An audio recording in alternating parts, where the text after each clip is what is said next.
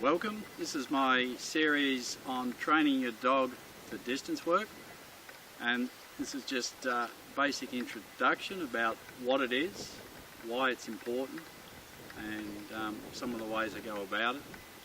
All my dogs obviously are training for distance work, so it's a standard thing with working dogs anyway. You want them trained for distance work. You want to be able to, for a working dog out on a farm or something like that, you want to be able to command the dog at a couple of 100 metres to go around, or come left or come right, or get up or get down or hold, or whatever you want. But it's just as important for a standard pet. It's just as important to be able to train your dog or talk to your dog, command it to do something at a distance. When we train our dogs, we're very close to them. So the dog's just here and we go Fido sit, Fido down, and we lure them down and we lure them up, and so we're very close. So the dog's right here in front of us, but something happens when we step back just this little bit from the dog. Suddenly we disengage from the dog and the dog just doesn't get it anymore. So when you train a dog, it's all about building a relationship. It's about building trust. And so one of those things is, I often say to people, is you get inside the bubble. And so you start off very close to the dog. A dog has, just like us, has a space, has a bubble. You get inside that bubble and you work from inside that bubble with the dog. So you get inside the dog's space where it's comfortable, where it's confident. You work with the dog there, you build a wonderful bond. And you get the dog to develop very, very quickly because of that. Because there's no issues. Behind 3-foot fences, our dogs don't go over them. They've got holes in them, under them. The dogs don't go over them. We can leave gates out and the dogs don't go, because everything those dogs want is right here. And so there's no need for them to leave. And that's what building a bond helps to do. I mean, there's training in that as well, but a bond is very important. So when we step back from that dog, that bond, the bubble is stretched to breaking point. And once we step back that little bit more, suddenly that bubble's not there anymore. I mean, the bubble's there for the dog, but we're outside it and we've created our own bubble, and the dog doesn't understand it. We disconnect from the dog. So distance work helps to keep that connection at a distance. And one of the reasons it's deadly important for a pet, for instance, is, say your dog's running after something, and no matter how good your recall is, sometimes that fails. But if you can command the dog into a down, it works.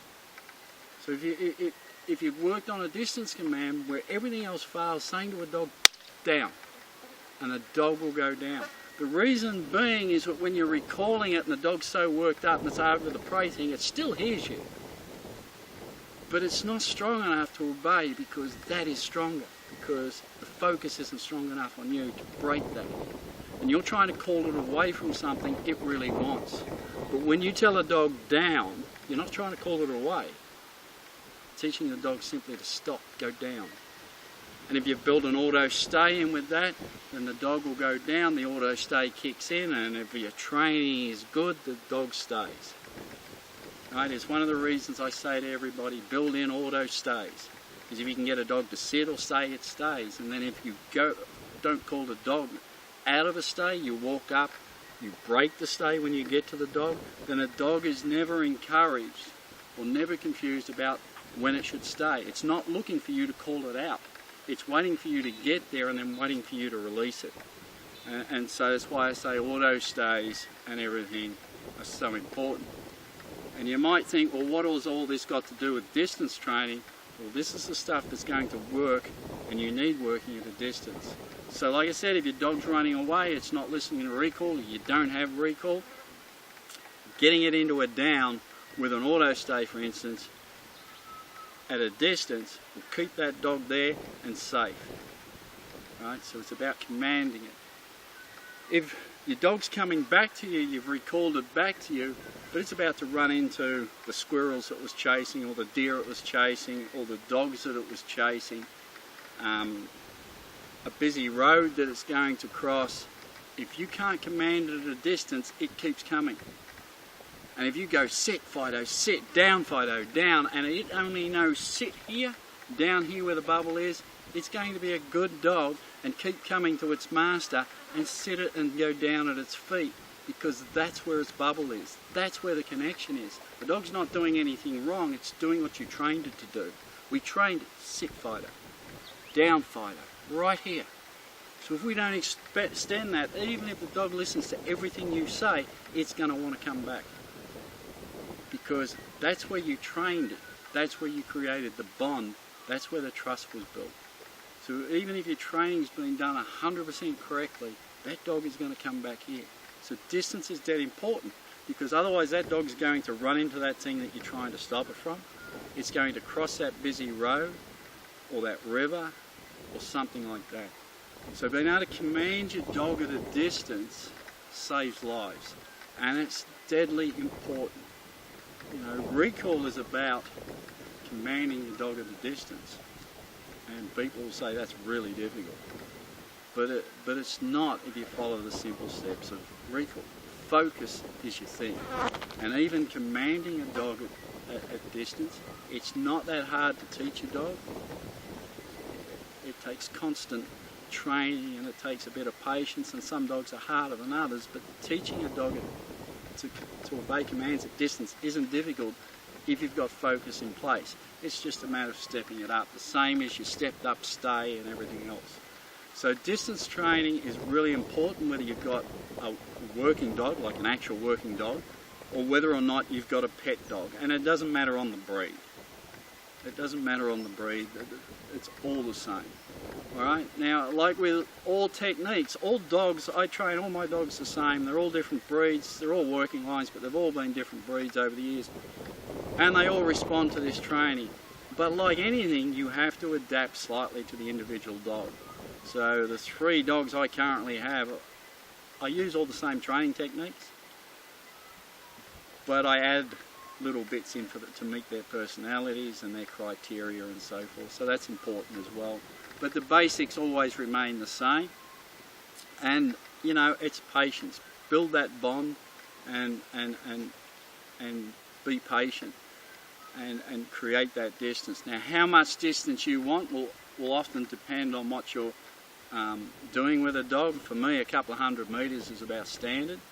For Koji, who's just wandering in now,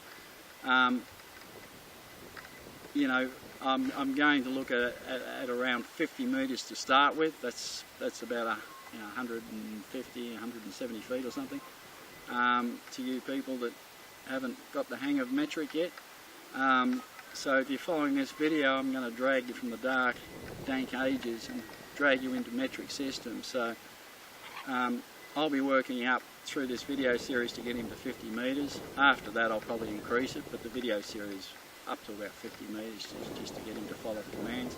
Like I said, the main ones I use for a pet are down, but I'll teach sit and down because otherwise it's a pain. If I teach a dog at a distance to go down, I then got to get it to get up somewhere, so I might as well teach sit. But in an emergency situation, I always say to people, hit the down button.